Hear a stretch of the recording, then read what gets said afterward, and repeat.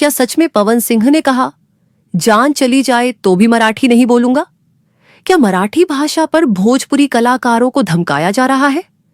और इस सबके बीच काजल राघवानी और खेसारी लाल की चुप्पी क्या इशारा कर रही है? सुनिए इस पूरे विवाद की पूरी सच्ची कहानी, बिना किसी दिखावे या मिलावट के। मुंबई के एक प्रेस कॉन्फ्रेंस में भोजपुरी स्टार पवन सिंह बैठे थे। चेहरे पर गुस्सा भी था और दर्द भी। भीड़ चुप थी और तभी उन्होंने वो शब्द बोले, मराठी मैं नहीं बोलूंगा, चाहे मेरी जान क्यों न चली जाए। पूरा कमरा सन्न रह गया। पवन सिंह का यह बयान महज एक भाषा को लेकर नहीं था, यह था आत्मसम्मान का सवाल।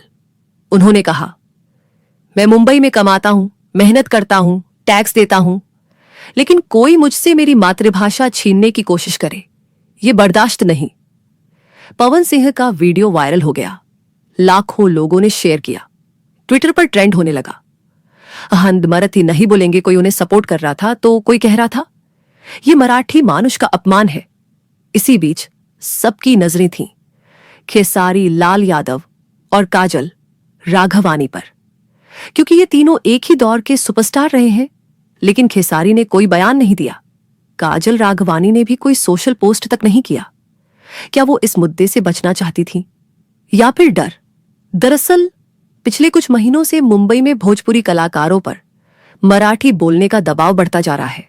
स्टेज शो में उनसे मराठी बोलने की शर्त रखी जा रही थी। जब पवन सिंह ने मना किया तो कहा गया, आपको काम नहीं मिलेगा। बस यहीं से मामला गर्म हुआ। देखते ही देखते यह मामला राजनीति का रूप ले बैठा।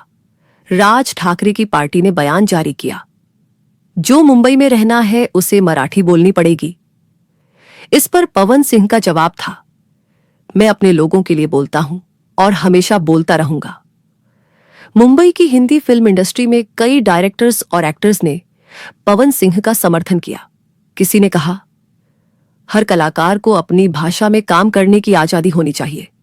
कई मराठी कलाकारों ने भी कहा, भाषा को लेकर जबरदस्ती गलत है।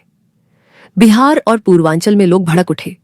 पटना, बनारस और लखनऊ तक पवन सिंह के समर्थन में रैली निकली। लोग कहने लगे, मुंबई हमारी रोजी रोटी छीन नहीं सकती, हम मेहनत करते हैं, गुलामी नहीं। इस बीच एक पुराना इंटरव्यू सामने आया जिसमें काजल ने कहा था, भोजपुरी कलाकारों को मुंबई में इज्जत नहीं मिलती, उन्हें हमेशा कमतर समझा जाता है। लोगों ने इस क्लिप को भी शेयर किया और कहा, अब बोलो काजल जी।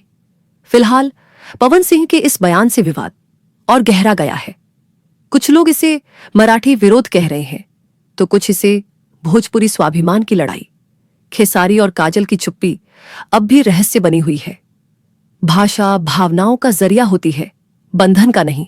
पवन सिंह का स्टैंड चाहे विवादास्पद हो, लेकिन वह एक सवाल जरूर खड़ा करता है, क्या मुंबई जैसे शहर में आजादी सिर्फ मराठी बोलने वालों की है? आपका क्या मानना है? क्या पवन सिंह ने सही किया? क्या खेसारी और काजल को भी आगे आना चाहिए? रवि किशन,